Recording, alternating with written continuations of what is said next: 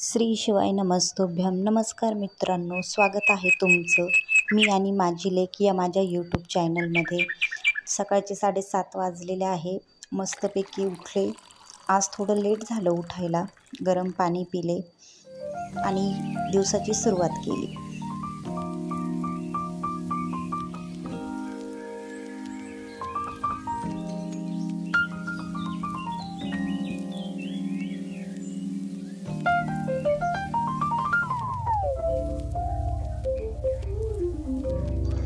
काल क्रिशू विंडोमध्ये उभी राहून कुंडीमधली माती काढून खेळत होती. तर सर्व घरामध्ये काल माती तिने केलेली होती रात्री पण.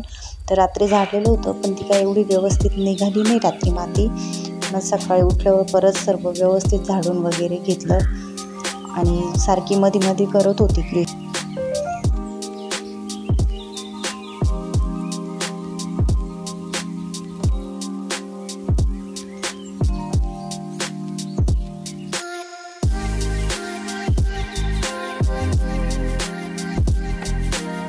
रात्रीच क्रिशू मला बोलली, मम्मी मला सकाळी बटाट्याचे पराठे खायचे. तर म्हटले चला आज क्रिशूला बटाट्याचे पराठे करू.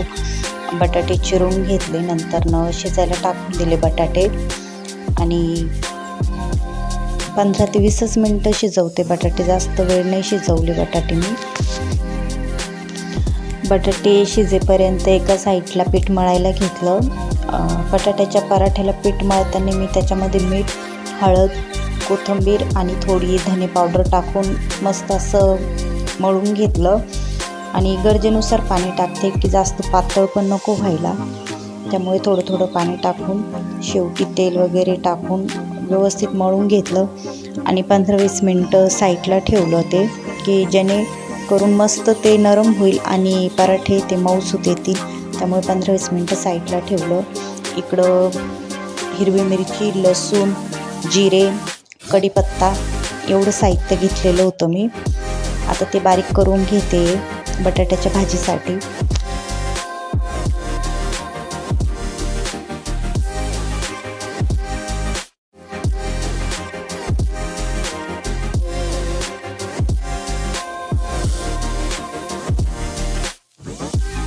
पंधरा ते 20 मिनटं बटाटे मस्त असे शिजवून घेतले.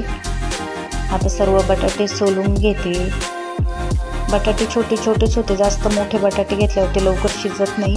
छोटेच बटाटे घेतले, त्याचे पण काप केले जेणेकरून 15 ते 20 मिनटात ते मस्त असे शिजतील. मध्ये कचरट पण नको राहिला, त्यामुळे व्यवस्थित असे शिजवून घेतले. सर्व सोलून पण घेतले.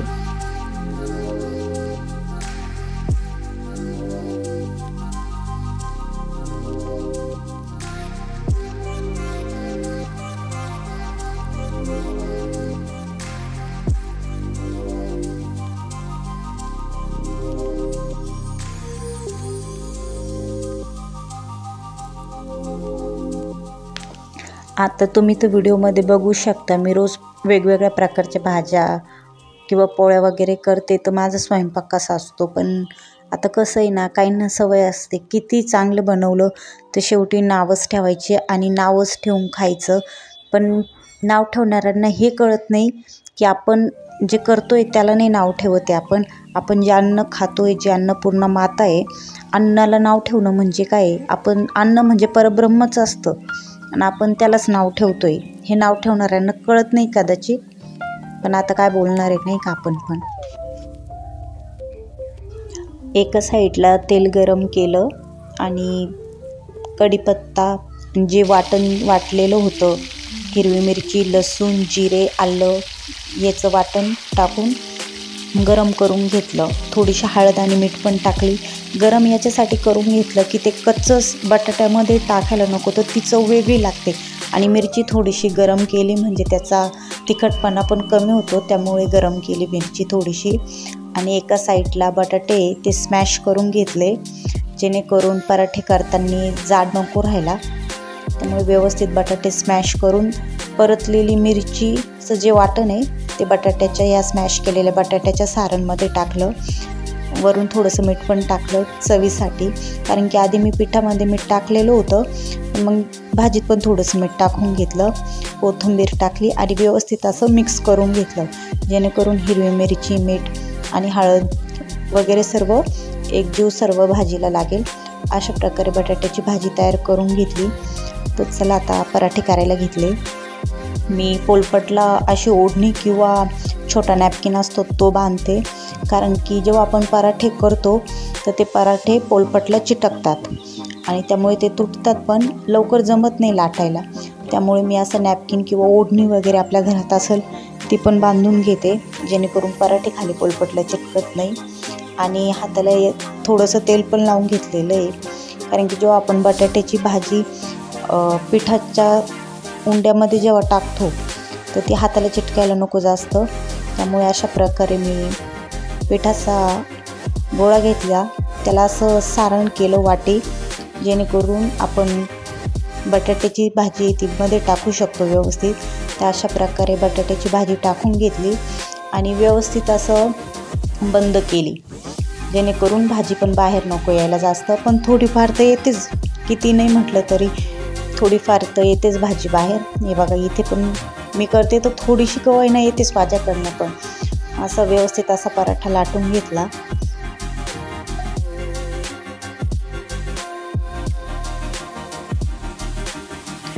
तवा मस्त असा गरम झालेला होता, गावठी तूप लावून असा मस्त पराठा शेकायला टाकला आणि वरून पण तूप लावलं.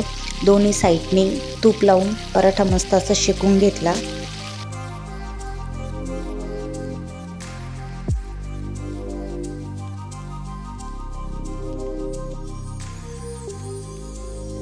तर सर्व पराठे असे मी मस्तपैकी पिठाचे गोल उंडे करून त्याच्यामध्ये सारण, बटाट्याची भाजीचं सारण वगैरे भरून मस्त हलक्या हाताने हळूवार असे लाटून घेतले आणि गोल साईजचेच पराठे बनवले मस्तपैकी आणि गावठी तुपामध्ये दोन्ही साईडने भाजून घेतले.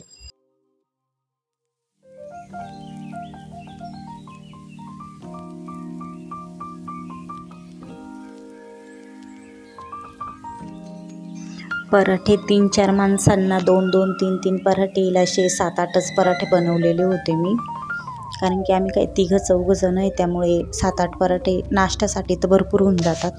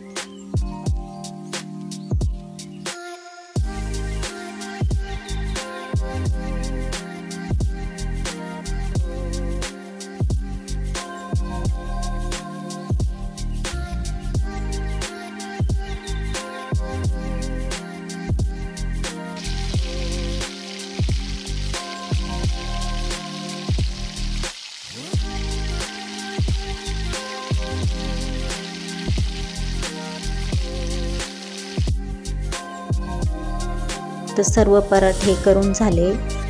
टमॅटो केचप आणि मेयोनीज सोबत पराठे मस्तपैकी खाल्ले सर्वांनी. नंतर चहा घेतला करायला.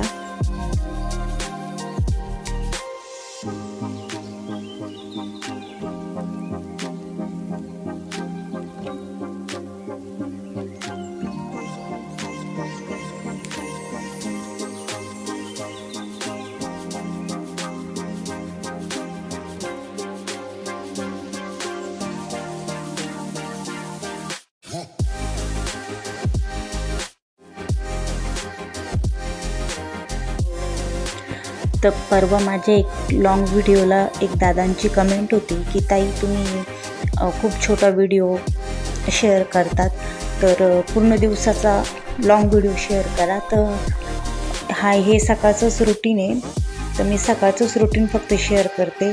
पूर्ण दिवसाचा लॉंग व्हिडिओ काढणं जसं पॉसिबल होईल तसं मी करेलच शेअर व्हिडिओ, पण सध्या तर पॉसिबल नाही होते. त्यामुळे सकाळचं मॉर्निंगचंच मी रेकॉर्ड करून, शूट करून, एडिट वगैरे करून व्हिडिओ अपलोड करते. आणि मी नक्की प्रयत्न करेल की पूर्ण दिवसाचं रुटीन तुम्हाला दाखवता यावं. नेक्स्ट टाईम करेल मी व्हिडिओ पूर्ण.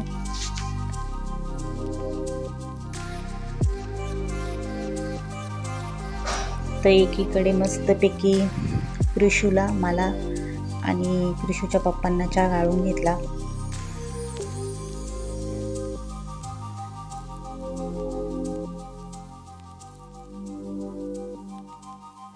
जर तुम्हाला आजचा माझा व्हिडिओ आवडला असेल तर माझ्या व्हिडिओला लाईक करा, चॅनलला नक्की सबस्क्राईब करा आणि मला कमेंट करा. थँक्यू.